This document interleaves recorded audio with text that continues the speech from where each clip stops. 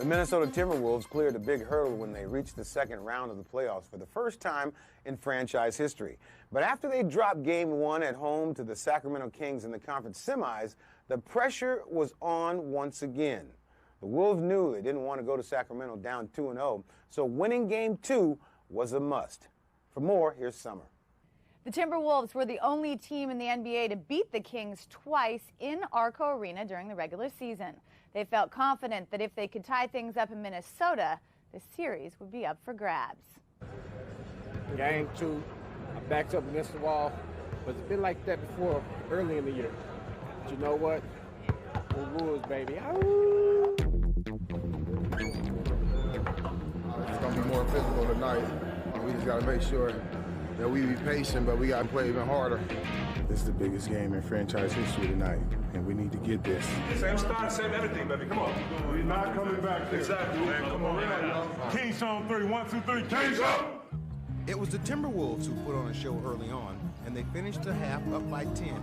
But the Kings worked their way back into it. It's not real good right now for Minnesota. Nobody give up on the play. Everybody stay in so we get that rebound. Everybody. Sam Cassell took over with 4 minutes left in the game, chopping down Sacramento's 10-point lead and giving the Wolves a fighting chance. Sam right corner, take the 3 and make it. How did that happen? Hey, you said 2 minutes ago, there's a lot of time. We're right where we need to be. Cassell's charge helped put the Wolves up by 1, and he wasn't done yet. Minnesota an 11-0 run. Cassell from the left side, crossover, baseline, 18-footer, yes sir, 13 straight, lead is 3.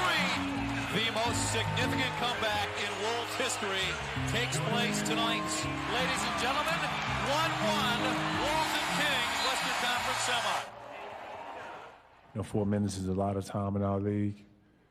2 minutes is a lot of time in our league. And you keep digging at it, you will be back in the game. Yeah, see you in Sac. Trying to win too. Y'all have a good night, man. Good night, Kevin.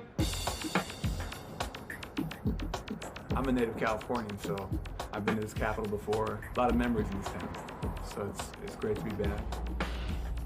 People wonder what it's like to be in the NBA, the travel and everything, but really, you're in this hotel room a lot. If you don't rest, then you have to go out to a game and try to guard Chris Webber or somebody you'll get eaten alive. Role player Mark Madsen brings hustle and playoff experience to the Minnesota lineup. Before joining the Wolves, he played 3 seasons for the Lakers. I was on a team that was in the playoffs every year, and so I've seen it, and I've been part of it on a more limited level for 2 consecutive championships. Hey, Marianne, how you doing? I'll tell you something, that was a heartbreaker, but you know what? You got to just let that game go. That was Saturday's game. You got to let it go. The Kings did what they had to do. They won 1 game in Minneapolis. Now they're bringing the series back here to Arco Arena for games 3 and games 4. This Western Conference, really when we started, there were 6 or 7 teams that we felt could contend for a title. And now it's down to 4, and soon it will be down to 2, and we hope to be one of those 2. And the way we hope that is by coming out against Sacramento, competing, being in a position, if we play well, to win. With a 10-point lead, Minnesota was in a position to win Game 3. But then in the 4th quarter, Peja caught fire.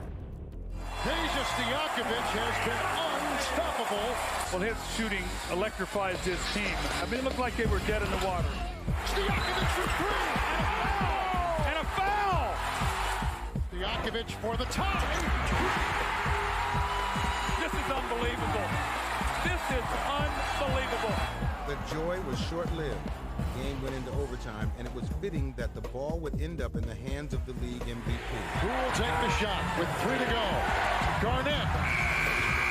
Oh, what a shot by Kevin Garnett! And this crowd is stunned.